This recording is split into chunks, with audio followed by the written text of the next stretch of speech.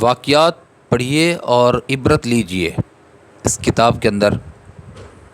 ایک واقعہ میں نے پڑھا ہے، یہ مولانا زبیر صاحب نے لکھا ہے، جو بنگلور انڈیا میں ایک مدرسہ ہے، وہاں کے استاذ الحدیث ہیں۔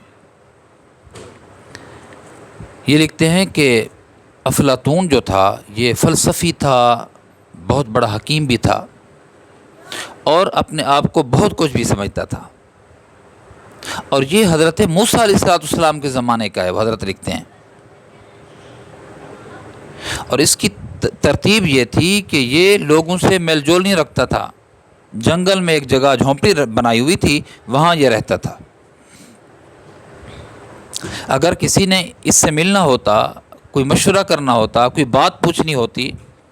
فلسفے یا حکمت کی کے حوالے سے،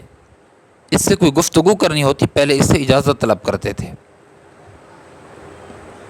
یہ عجیب بندہ تھا کہ یہ حضرت موسیٰ علیہ السلام کے زمانے کا آدمی ہے، یہ اللہ کو مانتا تھا لیکن رسول پر ایمان نہیں رکھتا تھا۔ کہتا ہے رسول کیا ہوتے ہیں، کیوں ضروری ہیں؟ حضرت موسیٰ علیہ السلام سے اس کی ملاقات ہو گئی، یہ چیک کرنے کے لیے آزمائش کے طور پر اس نے پوچھ لیا کہ میں نے سنا ہے آپ اللہ کے نبی ہیں، میں آپ سے ایک بات پوچھنا چاہتا ہوں، آپ اس کا جواب دیں مجھے۔ موسیٰ علیہ السلام نے فرمایا پوچھ، کیا پوچھنا چاہتا ہے؟ کہا پوچھنا یہ چاہتا ہوں کہ ایک آدمی تیر برسا رہا ہو، اس سے بچنے کی تدبیر کیا ہے؟ تو حضرت موسیٰ علیہ السلام نے فی البدیہی کہہ دیا، فرمایا تیر برسانے والے کے پاس ٹھہر جاؤ، تیر برسانے والے کی بغل میں آ جاؤ، تیر برسانے والے کے پاس آ جاؤ، اس کے قریب ہو جاؤ تو تیروں سے بچ جاؤ گے، تیروں سے محفوظ رہ جاؤ گے۔ اس نے حضرت موسیٰ علیہ السلام کا فی البدیہی جب جواب سنا تو کہنے لگا کہ میں مانتا ہوں آپ اللہ کے نبی ہیں، ورنہ فی البدیہی نبی کے علاوہ کوئی جواب نہیں دے سکتا، میں آپ کو مانتا ہوں۔ اس کا کہنے کا مقصد یہ تھا کہ اللہ رب العزت تیر جو برسا رہے ہیں، حادثات کا، طوفانوں کا،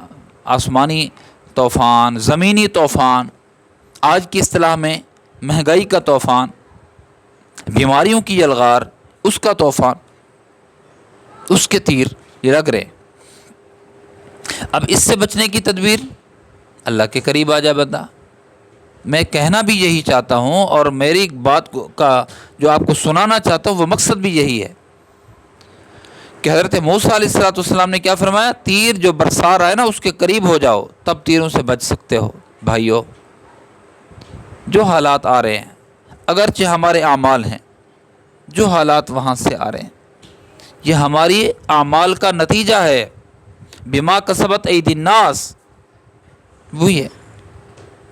تو اب اس سے بچنے کی تدبیر کیا ہے کہ بندہ اللہ کے قریب آ جائے، اللہ سے دوستی رکھ لے، اللہ کے قریب آ جائے، اللہ کی محبت اپنے دل کے اندر جاگزیں کر لے، تو پھر تکالیف سے، مصائب سے نجات مل سکتی ہے۔ اور یہی نسخہ ہے مصائب سے بچنے کا۔ جب موسیٰ علیہ السلام نے اس کو کہا نا، اس نے کہا میں مانتا ہوں آپ اللہ کے نبی ہیں، لیکن چونکہ میں فلسفی اور عقل مند ہوں لہذا مجھے آپ کی پیروکاری کی ضرورت نہیں ہے، میں آپ کی بات نہیں مانتا، یعنی یہ سمجھتا ہوں کہ آپ نبی ہیں لیکن آپ میرے کام آ سکیں اور مجھے آپ کی ضرورت پڑے، ایسا نہیں ہو سکتا، میں عقل مند ہوں، میں آپ کی باتوں پہ عمل نہیں کرتا، آپ کو فالو نہیں کرتا۔ تو جو بات اس نے کہی، جو بات موسیٰ علیہ السلام نے کہی، اس سے جو ہمیں سبق ملتا ہے وہ یہی ملتا ہے کہ بھائی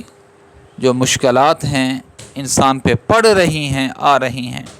زمین کی طرف سے بھی، آسمان کی طرف سے بھی، لوگوں کی طرف سے، حالات کی طرف سے، موسموں کی طرف سے،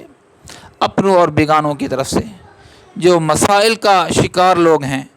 مصیبتوں کا شکار ہیں، بچنے کی ایک تدبیر ہے، مصائب سے بچنے کی ایک تدبیر ہے، بندہ اللہ سے لو لگا لے، اللہ سے کر لے، اللہ سے پیار کر لے، اللہ سے لو لگا لے، اللہ سے یاری لگا لے، اللہ سے دوستی لگا لے، نجات مصیبتوں سے اس کو مل سکتی ہے۔